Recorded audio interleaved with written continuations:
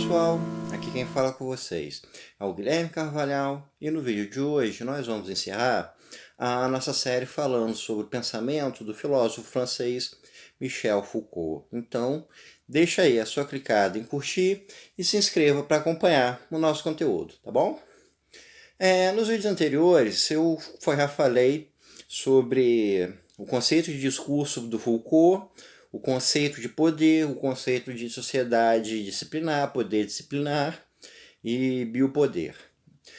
No vídeo de hoje eu vou falar mais um pouco sobre as relações, como a obra do Michel Foucault foi compreendida por algumas linhas de pensamento de humanas por volta das décadas de 1960 e 1970. A gente vai ter, na década de 1960, no começo da década de 1960, o Foucault lança seu primeiro trabalho, que é sobre seus estudos sobre a loucura. Já mais no final da década de 1960, ele vai publicar As Palavras e as Coisas, em 1966, e em 1967 ele vai lançar A Arqueologia do Saber.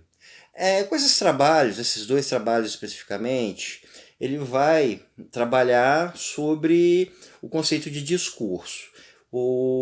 Ele vai questionar sobre como as formas de saber são construídas, em como diversas épocas a concepção acerca do saber, como ela é moldada. Em As Palavras e as Coisas, ele nos dá alguns exemplos, como no pensamento econômico e no pensamento biológico, como ao longo dos séculos XVII e XVIII, os estudos dessas áreas eles foram sendo mudados, eles foram tomando novas formas, ou seja, conforme os discursos da época iam mudando, as formas de se enxergar ciências também iam mudando. Alguns autores tentaram classificar o Foucault como um pensador estruturalista. O estruturalismo era um pensamento bem forte na França da época. O estruturalismo ele é um pensamento na área de humanas que parte do princípio que para a gente entender uma determinada sociedade, para se compreender os fazeres humanos, a gente precisa compreender as estruturas que sustentam essa sociedade.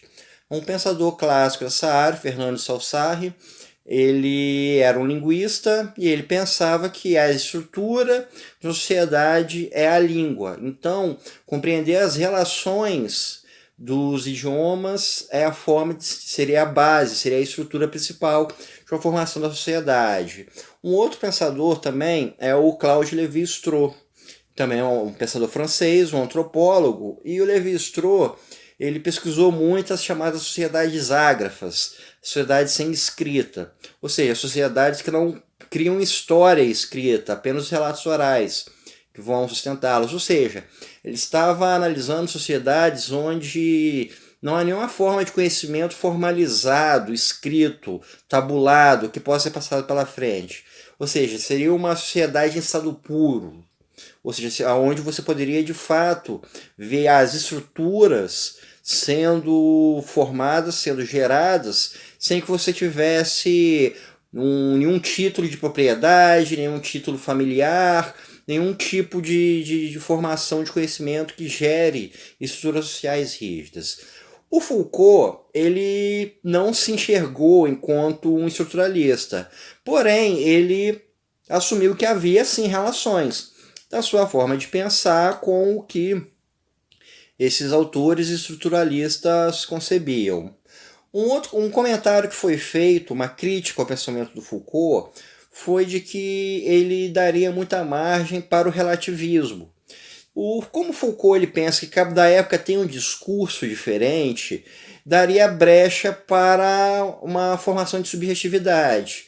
Por exemplo, se pensarmos na época de Galileu, de Copérnico, se a gente pensar que na verdade não se construiu ciência de fato, mas que era apenas uma forma de discurso que estava sendo falado, então cada época vai ter apenas formas de conhecimento, não verdades em si.